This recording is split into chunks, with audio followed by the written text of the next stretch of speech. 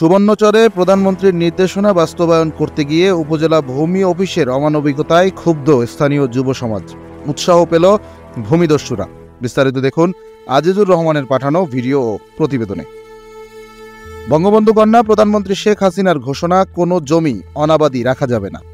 সেই মূলমন্ত্রে উজ্জীবিত হয়ে নোয়াখালী জেলার সুবর্ণচর উপজেলার ৪ নং ঘাটে মরা মেঘনা নদীর পাড়ের পরিত্যক্ত জায়গায় স্থানীয় যুবলীগ, কৃষক লীগ, শ্রমিক লীগ ও স্বেচ্ছাসেবক লীগ সহ স্থানীয় বিভিন্ন স্বেচ্ছাসেবী সংগঠন এবং যুব সমাজের উদ্যোগে পরিবেশ সংরক্ষণের স্বার্থে প্রধানমন্ত্রী শেখ হাসিনার নির্দেশনা বাস্তবায়নে শত শত কলাগাছ চারা রোপণ করা হয়।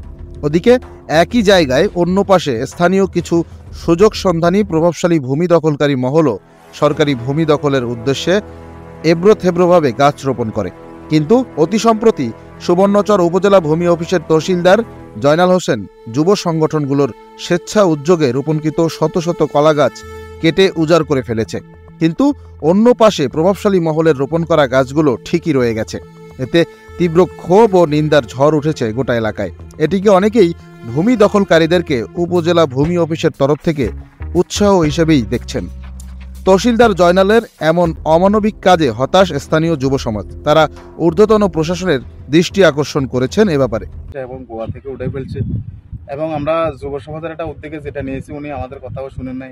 ওনাকে আমরা বুঝে বলছি যে আপনি চাইলে এগুলো আপনারাই এটা লালন পালন করে এগুলো আপনারা পরিচালনা করতে পারেন, আমরা প্রয়োজন আমরা থাকবো না। এরপরে উনি এটা করে বলার পরেও উনি এটা এভাবে নির্মমভাবে কলাগাছগুলোকে সমস্ত কলাগাছ উনি উঠে ফেলছে। প্রায় 1000 কলাগাছ আমরা এখানে লাগানো হচ্ছে। এটা আমাদের কোনো প্রয়োজন নেই। এটা দেশের ক্ষেত্রে এখানে আছে, সব জায়গা খালি না রাখে একটা কলা গাছ লাগাইলেও কলা আমাদের সারা দেশে বাংলাদেশে প্রায় এখন কলার দাম অনেক বেশি এবং কলা আমাদের দেশে এখন একটা ভালো ফল হিসাবে আছে। কিন্তু এটার উদ্দেশ্যে আমরা একটা যুব সমাজ এটার উদ্যোগ নিয়েছি, কিন্তু আমাদের কোনো জায়গা দখলের উদ্দেশ্য নাই, আমাদের কোনো ক্ষয়ক্ষতি করে দিতে আমাদেরকে ওনাকে আমরা বলছি যে এই জায়গাটা আপনারা নিয়ে যান, কলা গাছগুলো আপনারাই খেজমত করেন।